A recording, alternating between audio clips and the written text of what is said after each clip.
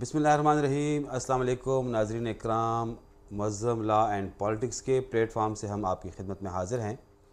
मेरा नाम उमर यासिर है और मेरे साथ मौजूद हैं जनाब मुअज़्ज़म भट्ट एडवोकेट साहब। आज हम मुख्तलिफ़ मौज़ूआत पे बात करेंगे। इस वक्त तहरीक इंसाफ पूरे मुल्क में एहतजाज कर रही है। खैबर पख्तूनख्वा समेत मुल्क के दीगर हिस्सों से काफ़िले एहतजाज के लिए इस्लामाबाद में डी चौक की तरफ जा रहे हैं और कारकुनों को मुश्किलात का सामना करना पड़ रहा है। दूसरी जानिब वफाकी हुकूमत और पंजाब हुकूमत भी इस काफ़िलों को रोकने के लिए एड़ी चोटी का ज़ोर लगाए हुए है। इसके साथ साथ सुप्रीम कोर्ट में जो इस वक्त हालात बने हैं, खुसूसन गुज़श्ता रोज़ 63A का एक फ़ैसला आने के बाद जो सूरत हाल बनी है उस पर भी हम बात करते हैं। बहुत शुक्रिया भट्ट साहब। भट्ट साहब बताइएगा, एहतजाज इस वक्त जारी है। वज़ीर आला अली अमीन गंडापुर साहब इस वक्त अपना एक काफ़िला लेके इस्लामाबाद की जानिब रवां दवा हैं और भरपूर शेलिंग हो रही है। मोटरवे पर खंदकें बनाई गई हैं, उनके साथ एक सरकारी मशीनरी है जिसके ज़रिए वो रुकावटें हटाते हुए आगे बढ़ रहे हैं। बताएं ये हालात किस तरफ जा रहे हैं? मेरे लिए तो इस सिनेरियो में सबसे परेशान कुन बात यह है कि बैनुल अक़वामी सतह पे हमारे ताल्लुकात कई ममालिक से बड़े मखदूश और कमज़ोर हो गए जी। इंटरनेशनल फोरम पे हमारी रिप्रेजेंटेशन जो है वो हमारी बेइंतहा ज़रूरत है। मलेशिया के वज़ीर आज़म आए हुए हैं जी।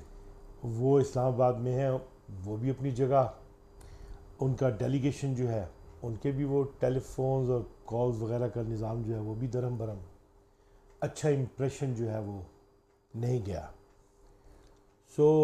आइंदा आने वाले दिनों में यहाँ पे शंघाई ताउन कॉन्फ्रेंस भी हो रही है 15, 16, 17 अक्टूबर तक, और दुनिया भर से जो हैं ममालिक, चीन, अमेरिका, इसके साथ साथ और ममालिक की जो रहनुमा हैं वो आ रहे हैं। बल्कि आज भारत ने भी ऐलान कर दिया है कि उनके भी वज़ीर ख़ारजा पाकिस्तान इस कॉन्फ्रेंस में शिरकत के लिए आएंगे। दूसरी जानिब तहरीक इंसाफ अपने जत्थे लेकर पहुंच रही है। तो बताएं ये क्या पैगाम जा रहा है? इससे पहले भी जब चीनी वज़ीर आज़म ने आना था, चीन के सदर ने आना था, तो 2014 में इमरान खान साहब ने एक डी चौक पे धरना किया था और 126 दिन वो धरना चला था। ढिटाई से लोग इक़्तिदार में मौजूद है ना जी। और हालात को उन्हें फोर्सी करना चाहिए। ऐसा मसला पैदा ही क्यों हो, ये मसला बर वक्त हल क्यों नहीं करते? जी। अदालतों को भी पता है कि जब से उनके जजेस ने लेटर लिखा है कि उनके कामों में मुदाखलत हो रही है, अफवाज को भी पता है कि उनके जनरल के खिलाफ कोर्ट मार्शल शुरू हो गया। पब्लिक को भी देख लें, बेतमिनानी बढ़ती चली जा रही है। हमारे सूबे को उसके रिक्वायर्ड फंड नहीं दिए जा रहे। इंतज़ामी सतह पे जो है कोई रोल नहीं है। ख़ुद हमें सिक्योरिटी के कितने इश्यूज यहाँ पे पैदा हो गए। तो फोर्सी करना चाहिए ना किसको, उनको जो कि सही रूलर्स हैं, ब्यूरोक्रेसी को भी चाहिए, इन्हें भी चाहिए, इस्टेब्लिशमेंट को भी चाहिए कि वो वक्त पे जो कुछ उन्होंने करना है वक्त पे कर लेना, और इनको भी सोचना और चाहिए, इन्हें भी सोचना चाहिए। लेकिन ये क्या सोचें, अंदर पड़े हुए हैं, केसेस का सामना कर रहे हैं जी। अदालतें तकसीम हो चुकी हुई हैं, वहाँ पे मामलात जो हैं वो रोज़ अफजू नाइंसाफ़ी की तरफ जा रहे हैं। जिस मुल्क का अदालती निज़ाम दरम भरम हो जाए, सवालात उठने हो जाए, उसमें इंतशार तो फैलता ही है ना, तो वो भी फैल रहा है। इसलिए चाहे तहरीक इंसाफ हो चाहे दीगर पार्टीज़ हों, देखें ना वो पख्तून तहफ़्फ़ुज़ मूवमेंट कितनी मुतारिक हो गई है। आप ये देखें ना कि अनफोर्सीन इनर एनिमीज़ कितने मुतारिक हो गए हैं। तो ऐसे हालात पैदा हो जाते हैं ना जब बर वक्त फैसले ना किए जाएँ, तो बर वक्त फैसले नहीं करते और यहाँ पे हालात को इन्होंने इस नहज तक पहुँचा दिया है कि इंटरनेशनल एम्बेरसमेंट है। बट साहब, जो मुल्की सियासत है उसकी मुखालफत तो अपनी जगह पे, वो हालात अपनी जगह पे, तहरीक इंसाफ जिन हालात का सामना करना पड़ रही है, लेकिन वो उनका सारा ताल्लुक मुल्क के अंदरूनी मामलात से है। लेकिन ऐसे मौके पे जब फॉरेन डेलीगेशंस आ रहे हों, और ये अचानक वाली कोई बात नहीं है, ये पहले से शेड्यूल्ड विज़िट्स हैं जो फॉरेन डिग्नेटरीज़ हैं, तो ऐसे मौके पे तो कम से कम इस एहतजाज को रोक देना चाहिए था। वज़ीर आला साहब रोज़ाना हर दूसरे चौथे दिन यहाँ से एक जत्थे लेकर पहुँच जाते हैं, कभी क्या कभी क्या, और वहाँ पे अपने कारकुनों को मुश्किलात में डालते हैं। लीडरशिप जो है वज़ीर आला के अलावा कोई ख़ास लीडरशिप वहाँ पे मौजूद होती नहीं है, फिर वो रास्ते से वापस भी आ जाते हैं। तो ये अपने कारकुनों के साथ, इस मुल्क के साथ ये क्या कर रहे हैं? यही वज़ीर आला गया, कांटेक्ट किया इमरान खान साहब से, तो जो जलसा हो रहा था इस्लामाबाद में तो वो रिकॉल कर लिया। जी। जब इस्टेब्लिशमेंट ने जाके कांटेक्ट किया और प्रॉब्लम्स बताई तो आपने देखा कि इमरान खान ने वो रिकॉल कर लिया। जी। अब ऐसी सूरत हाल में भी इन लोगों को चाहिए था कि जाके उन्हें आगाह करते, तो मैं समझता हूँ कि वो उनका रोल पॉजिटिव होता। नहीं थे पहले से, नहीं थे, वो आगाह थे कि ये सब कुछ होना है इस मुल्क में। देखें आप और ऑफिशियल देखो मेरी बात सुनो, ऑफिशियल बात करो। आपको पता है ना कि वक्त सुबह सुबह जाके गेट खुलवा के खान साहब से बात की, जलसा मौखर करा दिया गया। अब इस तरह से एक शेड्यूल्ड है, फॉरेन डेलीगेट्स ने आना है और आप ये देख रहे हैं कि ऐसी सूरत हाल बन सकती है, ऐलानात पहले से हुए हैं, तो चाहिए था कि अदालत को इन्वॉल्व करते, चाहिए था ख़ुद खान साहब से रुजू करते, चाहिए था उनसे रिक्वेस्ट करते, तो वो यकीनी तौर पे स्पेस देते। कोई भी ऐसी ऑफिशियल कोशिश जो है वो तो नज़र नहीं आई। ऐसा लगता है कि मुल्क को तहफ़्फ़ुज़ फराहम करने वाले या गफलत का शिकार हैं या इनकॉम्पिटेंट है। बट साहब इसे कोई इस्लामाबाद फ़ौज के हवाले हो चुकी है, और अगर कोई खुदा न खास्ता कोई तसादुम की कैफियत बनती है तो तहरीक इंसाफ तो चाहती है कि तसादुम हो। शायद खान साहब को अपने कारकुनों की लाशें चाहिए, वो इस बुनियाद पे आगे बढ़ते हुए हुकूमत को मज़ीद कमज़ोर करना चाहते हैं कि हालात ख़राब किए जाएँ, उनके ऊपर फायरिंग हो और कारकुनों का नुकसान हो। कौन चाहता है कि उस पर फायरिंग हो? यहाँ पे जान को दाव पे लगा के लोग निकल गए। जी। नज़र तो आ रहा है ना, ऐसी नौबत ही क्यों आ रही है, ऐसी नौबत क्यों आने दी जा रही है? वज़ीर आला को आप उठा के गायब कर देते, फिर छोड़ भी देते। हमें तो, मैं आपको एक बात सीधी सीधी बताऊं, हमें तो यकीनी तौर पे बहुत सी चीज़ों में ऐसा लगता है कि कोई मिली भगत का कोई डिस्प्ले हो रहा है, इसलिए कि प्रिएम्प्टिव मेजर्स ही नहीं। मुल्क को बनाने वाले, मुल्क को संवारने वाले कोई अगर कोवर्ट किस्म का ऑपरेशन कर रहे हैं, वो तो आवाम को पता नहीं है, सामने जो है वो तो बेतमिनानी और लाचारी है। ये जो हमारे रूलर्स हैं और हमारी ये जो ब्यूरोक्रेसी है, ये जो हमारी इस्टेब्लिशमेंट है, वो ऐसे हालात पैदा क्यों होने दे रही है? मेरे लिए तो सवाल ये है, और हमें ये सोचना चाहिए कि हमें ऐसा क्यों हो रहा है हमारे साथ। जी। तो ये कौन इसका जिम्मेदार है? वही जो हुकूमत में है। कौन जिम्मेदार है? वही जो इस्टेब्लिशमेंट है, जिनकी डिस्पोजल पे है। आप कहते हैं कि आपसे माजरत की जाए, चलें जी, पार्टी आपसे माजरत भी कर लेती है। आप कहते हैं कि हमारी हैसियत को तस्लीम किया जाए, पार्टी कहती है जी आप सरबराह हैं, न्यूट्रल हो जाए, हम माजरत भी कर लेते हैं। यानी मफाहमत की हर कोशिश को एक अजीब ड्रामाई और तिलिस्माती कैफियत में डाल के इंतशार पैदा किया जा रहा है। देखो, जिम्मेदार हर बंदा है। जिस मुल्क का अदालती निज़ाम मुनहदम हो जाए, आपस में तकसीम विजिबल हो, तो वहाँ पे पब्लिक का एतमाद उखड़ जाता है। पब्लिक में मोस्ट पॉपुलर लीडर इलेक्शन जीता हुआ इमरान खान है। अब पब्लिक ये बात मानने के लिए तैयार नहीं है कि इमरान खान इलेक्शन हारा है। मेजॉरिटी ये मानने के लिए तैयार नहीं है। जो इस्टेब्लिशमेंट है वो कहती है मानो, और वो चाहती है कि पॉपुलर सपोर्ट उनके साथ खड़ी हो जाए। लेकिन चलो, अगर वो ये चाहती भी है तो ऐसे काम करें कि पब्लिक उनकी तरफ माइल हो जाए। उनके आर्गूमेंट में जान होनी चाहिए, उनके पास ऐसे इकदाम होने चाहिए। यहाँ से भी फुकदान, उधर से भी फुकदान, अदालतों में भी रोज़ाना जो है वो इंतशार बढ़ता चला जा रहा है। तो बेचैनी की इस कैफियत को ज़िम्मेदाराना तरीके से हल करना बहुत ज़रूरी है। बट साहब, ज़िम्मेदारी बिल्कुल सबकी बनती है। ये बताएं कि गुज़श्ता 2 रोज़ पहले वकला ने भी एहतजाज किया सुप्रीम कोर्ट के बाहर। तो अब सुप्रीम कोर्ट, और फिर अंदर एक वकील साहब ने जाके चीफ जस्टिस के साथ वहाँ पे तलखी की। तो अब वकला कैसे जाके एहतजाज करते हैं? वकला का काम है इस तरह के एहतजाज करना और पुतले जलाना। पहली मरतबा इंसाफ लायर्स फोरम के वकला जाके उसमें शामिल हो गए। पहली मरतबा तो एहतजाज हुआ नहीं। आर्टिकल 17 इजाज़त देता है जी। फिर आर्टिकल 17 ये कहता है कि आपने कोई भी काम इंटेग्रिटी और सॉलिडारिटी ऑफ स्टेट के खिलाफ नहीं करना। वहाँ पे कई दिए। बाकी वो जो पुतला ला के जलाया गया था वो भी अचानक वारिद हुआ, इसलिए कि that was not an arrangement of Insaf lawyers forum, उनकी तो थी नहीं। जी। पब्लिक मुख्तलिफ तरीके से रिस्पांस दे रही है।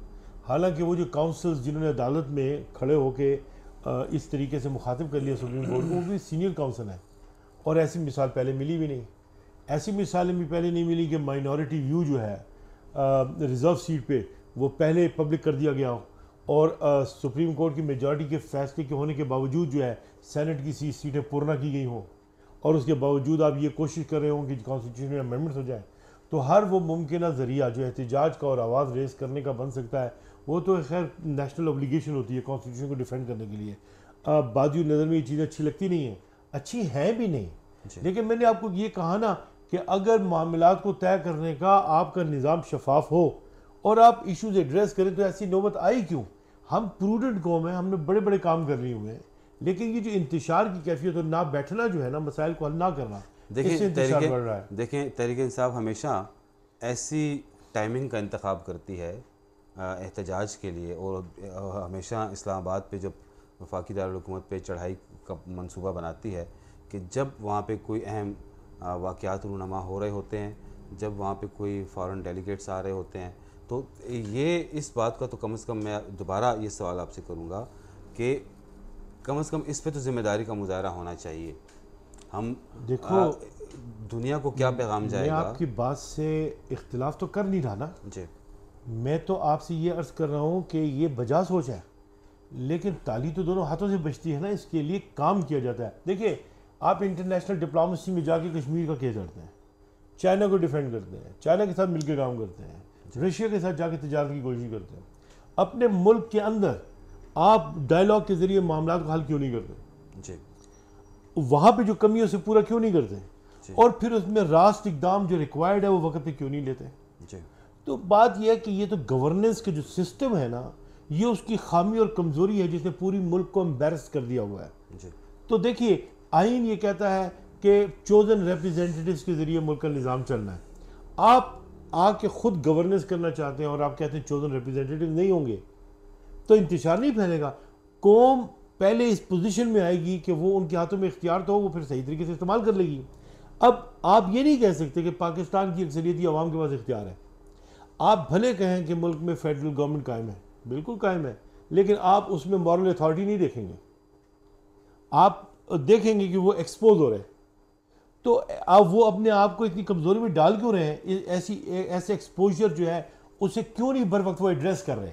मेरा कहना आपको ये कि तमाम फोर्सेस मिल के ऐसी कोशिश क्यों नहीं करते कि उनका जो सिस्टम है, अरेंजमेंट जो है, उनकी होमवर्क जो है वो ठीक हो और नेशनल एम्बेरसमेंट ना बने, इंटरनेशनल एम्बेरसमेंट ना बने।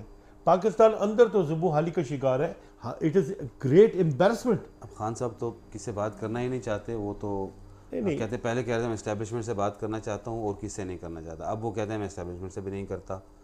तो मेरे ख्याल में जब बातचीत के दरवाजे ही बंद होंगे तो बात कैसे आगे बढ़ेगी? जब आप कहते हैं हाथ जब आप पॉलिटिकल फोर्सेस को, चाहे वो जैसी भी हैं, उन्हीं के साथ बातचीत नहीं रखना चाहते, उधर से खान साहब ये ऐलान करते हैं, बाहर उनकी जमात जो है वो मौलाना फजलुर रहमान से, दीगर लोगों से बातचीत भी करती है, तो ये अजीब सा एक पॉलिसी अपनाई हुई है। आपकी बात में तकरार है ना जी, आपकी बात में तकरार और इख्तिलाफ इसलिए है कि देखिए, मौलाना फजलुर रहमान से बात हुई कि नहीं हुई? जी। आप ये देखें, अचकज़ई से बात हुई कि नहीं हुई है? मिलके पॉलिटिकल लोग जो हैं वो एक प्लेटफॉर्म पे आए हैं कि नहीं आए? जी।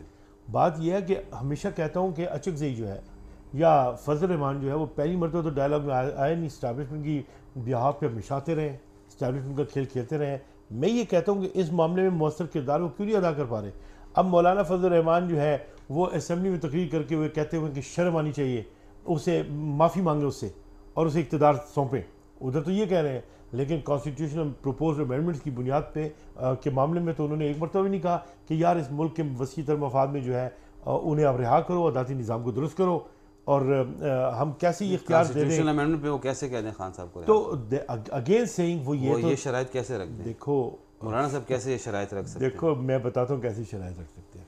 मौलाना को समझना चाहिए ना कि ये इख्तियार, आइनी फैसलों का इख्तियार जिन अदालतों को दे रहे हैं, उन अदालतों के जजेस ने खुद ये लिखा हुआ है कि जनाब हमारे कामों में वो किया जाता है, वो इंटरफेरेंस की जाती है। अब ये मामला तो आ गया ना जी, उनके सामने, तो ये अमेंडमेंट का इख्तियार जो है ये जाके देंगे किसको? अदालतों को देंगे। जी। तो किन अदालतों को देंगे? जिनका हाउस ऑर्डर में नहीं है। तो मौलाना फजल रहमान ये तो कह सकते थे कि पहले हाउस को ऑर्डर में लाओ। तो हम क्यों अदालतों को बीच में लाएं? बट साहब ये तो पार्लियामेंट का काम है, अमेंडमेंट करें। अगेंस्ट सेइंग जुडिशियल रिव्यू के कॉन्सेप्ट का तो पता है, आप तो खुद भी लॉयर हो। जुडिशियल रिव्यू का तो पता है ना कि अदालत ही में जाने हैं आईनी फैसले और उन्होंने करने हैं ना, वहाँ पे हाउस को ऑर्डर में होना चाहिए। सब न्यूक्लियस जो है ना वो अदालती निज़ाम है और पार्लियामेंट है। पार्लियामेंट में मुझे बताओ कि 17th अमेंडमेंट को कारपेट के नीचे से कैसे आपने पास करवा लिया? आप यहाँ पे भी अमेंडमेंट बगैर मसौदा दिखाई करना चाहते हैं, तो आप कौम के सामने बिल्कुल तस्हीर के साथ वाज़े अंदाज में शफाफ तरीके से चीज़ों को लेकर क्यों नहीं आते? अपना सौदा जो है अपने अंदाज से कैसे बेच रहे हो? नेशनल इंटरेस्ट तो सबके लिए होता है, सबके लिए होता है और सब उसमें शामिल होते हैं। यहाँ पे तो हर काम वारदात बना के किया जाता है ना। तो पहली बात वो क्यों करे? इसलिए करे कि अदालतों में ही मामला जाने। तो उन अदालतों पे भी तो बट साहब एतमाद नहीं है ना उन पे। तो अब जब एतमाद इसलिए नहीं है तहरीक इंसाफ का, अब काजी फ़ायज़ ईसा को इतना मुतनाज़ा बना दिया गया, जस्टिस मंसूर अली शाह को इतना मुतनाज़ा बना दिया गया, अदालतों के अंदर इस वक्त जजेस के अंदर इतना इख्तलाफ है। यार देखो, ये यार देखो, जजेस ने लेटर लिखे हैं, तमाम हाई कोर्ट्स ने लेटर लिखे हैं। आप तो सियासतदानों को छोड़ ही दो ना। ये तो जजेस ने हमारे खैबर पख्तूनख्वा, बलूचिस्तान, सिंध, पंजाब, इन सब के जजेस ने लिख कर दिया है कमेंट्स में। तो आप इसमें पॉलिटिकल लोगों को किधर लेके आ रहे हो? उन्होंने तो दे दिया अपना केस उठा के कि यार हम नहीं कर पा रहे, इसलिए कि इसमें ये मामलात हो रहे हैं। तो ये सेटल करना है, हाउस को ऑर्डर में लेके आना है हमारी जुडिशरी ने। फिर भी अगर जजेस ये कहते हैं कि हमारे ऊपर दबाव है, फैसले तो इसी तरह अपनी मर्जी से कर रहे हैं।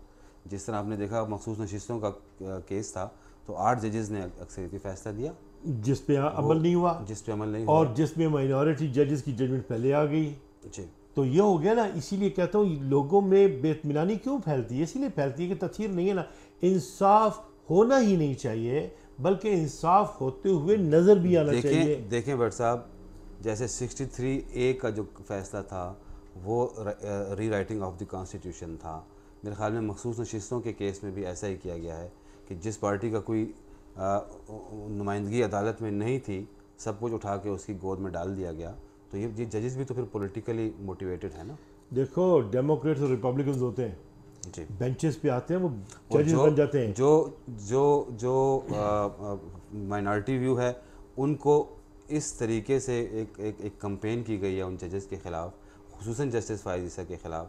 वो आप देख लें कि वो तहरीक इंसाफ ने उसको कहाँ से कहाँ पहुँचा दिया। नहीं, अमेरिका के सिर थॉमस क्लॉरेंस को उठा के देख लो, और बैठ के वो जिस वक्त उनकी कंफर्मेशन हो रही थी, उन पे एलिगेशन लग गई सेक्सुअल नोयत की, और फिर पूरी सेनेट में वो उनका एक तरह से ट्रायल हुआ और फेस किया। पूरी नेशन उसमें इन्वॉल्व थी, एक कानूनी अमल था, और उस अमल में से वो क्रॉस होके गए और फिर वोट हुआ, 4 वोटों से वो इलेक्शन वो जीते, और फिर सुप्रीम कोर्ट के भी सिटिंग जज हैं, सीनियर मोस्ट जज हैं। तो बात यह है कि जजेस जो हैं वो ऊपर से आए हुए फरिश्ते तो होते नहीं हैं, शीशे के घर में बैठे होते हैं। उनको कानूनी अमल से ही उनके खिलाफ कार्रवाई होनी चाहिए ना, उनके लिए गालम गलोच तो नहीं होना चाहिए ना, उनके सोशल मीडिया पे एक कंपेन तो नहीं होनी चाहिए। कब कहता हूँ नहीं होनी चाहिए? आप उस जो गाली गलोच का कल्चर है, जो एक मुहिम का कल्चर है जजेस के खिलाफ, आप उसकी हिमायत कर रहे हैं। अगेन सेइंग, आप अजीब बात कर रहे हो। मैं कह रहा हूँ कि जजेस खुद आपस में तकसीम है भाई। आप बाहर के लोगों को कैसे लेके आ रहे हो? कम से कम आईने में तो चीज़ों को सही देखो जी। मैं आपको कह रहा हूँ कि जजेस तकसीम है, जजेस नहीं बैठ रहे इकट्ठे, जजेस के व्यूज़ अलहदा हो गए। एक फैसला आता है तो हमारे चीफ जस्टिस कहते हैं कि बताओ कि ये वेबसाइट पे कैसे आ गया, और ख़ुद जो है वो माइनॉरिटी व्यू जो है वो वेबसाइट पे आ गया, उसका कौन लेगा उनसे एहतसाब? अलग-अलग डायमेंशंस पे काम हो रहा है ना। तो बात यह कि ये हाउस के अंदर हो रहा है, इसमें बात का जिक्र नहीं है। कम से कम इस बात की तो आप मजम्मत तो कर दें, कम से कम इस बात की कि एक चीफ जस्टिस के खिलाफ, चाहे अगर मेरी मर्जी का फैसला नहीं आता तो आप उस पर इल्जामात लगाना शुरू कर दें, आप अदालत में जाके उसके ऊपर गाली गलौज करना शुरू कर दें, तो आप कम से कम इस अमल की तो मजम्मत करें कि चीफ जस्टिस पाकिस्तान का हम खुद मुतनाज़ा बना रहे हैं ना, हम खुद इन लोगों को मुतनाज़ा बना रहे हैं। मैं आपसे ये कह रहा हूँ कि मैंने इस अमल की हमायत कब की है जी? मैं आपसे ये अर्ज कर रहा हूँ कि मैंने इस अमल की हमायत किधर की है जी? बिल्कुल डेकोरम होना चाहिए, तरतीब के साथ काम होने चाहिए, एकेडमिक बात का जवाब एकेडमिक अंदाज में दिया जाएगा। हाँ, यहाँ पे तो जिस तरह नमाज पढ़ने का अपना तरीका है ना, अदालतों में भी मुकदमात लड़ने के अपने तरीके हैं। हमारे खिलाफ फैसला हो या हमारे हक में फैसला हो, ये तो जुडिशियस कॉन्शियस है जज का कि वो क्या फैसला करता है। बात यह कि फैसला मानना ज़रूरी है, फैसलों को पसंद करना और ज़रूरी नहीं है। हमने भुट्टो के केस पे फैसला अदालत का कभी भी पसंद नहीं किया, आखिर अदालत को मानना पड़ा कि वो फेयर ट्रायल नहीं था। तो ये बात यह कि अभी भी जब हो रहा है तो यकीनी तौर पे हमें चूंकि इंसाफ होता हुआ अगर किसी को नज़र नहीं आ रहा, वो कहेगा कि नहीं नज़र आ रहा, तो हाउस को ऑर्डर में लाना ज़रूरी है। आप मुजम्मत, मैंने इस बात की हमायत ही कभी नहीं की। मैं तो कन्वेंशनल आदमी हूँ, कॉन्स्टिट्यूशनलिस्ट आदमी हूँ। आइन को जैसे लिखा है उस पर अमल दरामद करो। स्टेट के साथ लॉयल्टी फर्स्ट है, obedience to the constitutional law उसकी रिक्वायरमेंट है। पाकिस्तान में तो इस वक्त मेरा दिल खून के आंसू रो रहा है। समिट होने जा रही है, मलेशिया का वजीर आजम आया है। देखिए क्या मैसेज जा रहा है। जिस वक्त में लोग पाकिस्तान आ नहीं रहे और जब लोग हिम्मत करके अब आ रहे हैं, तो आप उनके आने का क्या और उनकी इन्वेस्टमेंट का रास्ता रोक रहे हो और आप वक्त पे काम नहीं करने देते, इल्जाम एक दूसरे पे डालने की कोशिश कर रहे हो। ये अच्छी बात नहीं है। और जिम्मेदारी जो गवर्नेंस कर रहे होते हैं उनकी सबसे बड़ी जिम्मेदारी बन जाती है कि वो इस मौके को होने से रोकें, वरना मेहमान को आने से पहले रिक्वेस्ट कर दें कि जी अभी आप अपना जो है जो विजिट है वो मौखर कर दें। ये तो काम इन लोगों का है ना। मतलब कॉन्फ्रेंस है, कॉन्फ्रेंस तो मौखर नहीं हो सकता। अगेंस्ट सेइंग तो फिर इंतजाम तो बर वक्त हो सकता है। अभी चाहिए कि जब होने जा रहा है, ये समिट होने जा रही है ना, तो अभी से मामला तय करें, अभी से ऐसे इंतजाम कर लें कि ये काम ना होने पाए। उसके लिए मुनासिब कानून साजी कर लें, इसलिए कि हम ये चीज़ मुतामिल नहीं हो सकते। पाकिस्तान अदलिया के क्या हालात है बट साहब, किस तरफ जाते हुए देख रहे हैं? काई साहब तो उन पर जो इतनी इल्ज़ामात की बारिश कर दी गई है कि वो अपनी एक्सटेंशन के लिए सब कुछ कर रहे हैं। 63A का फ़ैसला भी उन्होंने अपने एक्सटेंशन के लिए दिया है और अब जो है कि उनकी एक्सटेंशन, ये एक मुहिम काई साहब के ख़िलाफ़ फिर चल पड़ी है। देखिए, ये तो जिस तरह का सुखन होता है उसी तरीके से मज़ा होता है। आपके ख्याल में वो ले लेंगे एक्सटेंशन? मुझे अंदाज़ा बिल्कुल नहीं है। उसूलन इखलाकन तो लेना चाहिए। फिर भी again it is up to his judicious conscious. देखो, ये लोग मामूली लोग नहीं होते। मसनद पे बैठे हुए ये लोग बहुत बड़े लोग होते हैं। इस मुल्क का सबसे बड़ा चीफ जस्टिस है और बड़े चैलेंजिंग हालात में वो कोयटा में चीफ जस्टिस बने थे और उन्होंने अपने आप को असर्ट किया है। उनकी अपनी जूरिस्प्रूडेंस है, वो लेके चल रहे हैं। He has stuck to that. अब कोई उनकी जूरिस्प्रूडेंस को पसंद करे या ना पसंद करे, ये एक अलग अमल है, but he is the chief justice. अब चीफ जस्टिस है तो बात यह है कि देखो, इमाम हुसैन थे और नवाज रसूल थे, हर एक को मालूम था। उनको कत्ल करने वाले भी उनकी इमामत में नमाज पढ़ रहे थे। ठीक है, करबला हुई, उसके बाद नतीजा देख लो। आपको प्राइस देनी पड़ती है अपनी सोच की। तो काजी फायजी साहब भी प्राइस दे रहा है और जो उससे अफेक्ट हो रहे हैं या जो उसे सही नहीं समझ रहे वो भी खुल के उसके खिलाफ आवाज़ बुलंद करें। जिस तरह की उनकी शख्सियत है और जिस तरह का उनका रिकॉर्ड है, मैं ज़ाती तौर पे ये समझता हूँ कि शायद वो आइनी अदालत का सरबराह बनना भी पसंद नहीं करेंगे और 25 अक्टूबर को बाइज़्ज़त तरीके से रिटायरमेंट ले लेंगे। ये उनकी सवाबदीद पे है। ये मैंने अगेन सेइंग, वो तहरीक इंसाफ के तमाम इल्ज़ामात गलत साबित, अगेन सेइंग जुडिशियस कॉन्शियस है उनका और वो उन्हें जो अल्लाह ताला जो भी रहनुमाई फरमाएँ और वो अपने लिए पसंद फरमाएँ, ये फ़ैसला तो बहरहाल उन्होंने करना है। तहरीक इंसाफ हो कि कोई भी पार्टी हो, मुल्क का होना ज़रूरी है और मुल्क में हुकूमत करने वाले जो लोग हैं ना, उन लोगों पे लाजिम है कि वो पब्लिक ऑर्डर को कायम रखें और वक्त पे अपना होमवर्क करें, मुल्क को एडवेंचर्स में और लॉ एंड ऑर्डर की सिचुएशन में ना डालें। एक बात याद रखनी चाहिए, Imran Khan most popular leader है। आप चाहे उसे सुकरात की तरह तख्तेदार में लटका दें, उसके अपने कॉन्सिक्वेंसेस होंगे। मुल्क के अंदर सवालात का उठना बुरी बात नहीं होती, इससे कौमें बना करती हैं। लेकिन मैंने कहा ना कि हर लड़ाई के लिए भी जवाज़ होता है, हकीकी जवाज़ होनी चाहिए। इस्लाम में कोई लड़ाई अपने लिए नहीं लड़ी जा सकती, वो अल्लाह के लिए लड़ी जाती है। बट साहब, पॉपुलैरिटी की भी कुछ जिम्मेदारियां होती हैं, बिल्कुल दुरुस्त बात है। अच्छा ये बताएं कि जजेस मज़ीद अब तकसीम होगी, कोई बगावत हो जाएगी फाइजा के ख़िलाफ़, ऐसी कोई बात हो रही है? माजी में हुआ है चीफ जस्टिस से उनके साथ हुआ था। जी। तकसीम भी हुई अदालतें, एक दूसरे को काम से भी लेकिन रोका। सजाद अली शाह अकेले थे, उनके खिलाफ बाकी तमाम जजेस एक तरफ थे? नहीं, जैसे उनके सजाद साथ अली भी कुछ शाह जजेस थे। एक तरफ नहीं पे नहीं, थे। उनके साथ भी वो कुछ दो जजेस अलग-अलग थे। बेंचेस जो नहीं, बन उनके बन साथ गए। भी जजेस थे। काज लिस्ट अलग-अलग हो गई थी। हाँ, अगेन सेइंग माजी में मिसाल मौजूद है। जी। जी। तो अगर ऐसा हो जाता है खुदा न खास्ता, तो फिर हम किस तरफ चले जाएंगे? अगेन क्या एम्बैरसमेंट। हम अगर ये मुल्की हालात अगर हुकूमत से भी कंट्रोल नहीं होते, अदलिया की ये सूरत हाल होती है, तो फिर शायद अल्लाह ना करे कोई तीसरी कुव्वत मुदाखलत कर ले। जाहिर है किसी न किसी बड़ी ताकत ने तो अपना रंग दिखाना होता है ना। जी। या आप बन जाते हैं, या आप समेटे जाते हैं, या आप पे नया हुक्मरान आ जाता है, या इंतशार बन के बिखर जाते हैं। जी। तो हर बंदा जो है अपने अपने स्टेक्स को लिए हुए काम कर रहा है इस वक्त पाकिस्तान में। हमारे लिए तो पाकिस्तान सबसे ज़्यादा इम्पॉर्टेंट है, और पाकिस्तान की मजबूती के लिए ये ज़रूरी है कि रियासत से वफादारी पहले और उसके साथ आईन और कानून से वफादारी लाजिम है। ये उसूल है। आइन और कानून से वफादारी, रियासत पाकिस्तान पहले, ये हमारे उसूल हैं। और हम ये उम्मीद करेंगे कि मुल्की हालात मज़ीद जो है ख़राबी की तरफ नहीं जाएंगे और बेहतरी की तरफ जाएंगे। तमाम जो स्टेक होल्डर्स हैं वो अपनी अपनी ज़िम्मेदारी को महसूस करते हुए मुल्क को आगे बढ़ाने में अपना अपना किरदार अदा करेंगे। बहुत शुक्रिया भट्ट साहब, आपने हमारी गुफ्तगू सुनी। नाजरीन, हमारे चैनल को लाइक, सब्सक्राइब और शेयर ज़रूर कीजिए। अपनी आरा से ज़रूर आगाह कीजिए।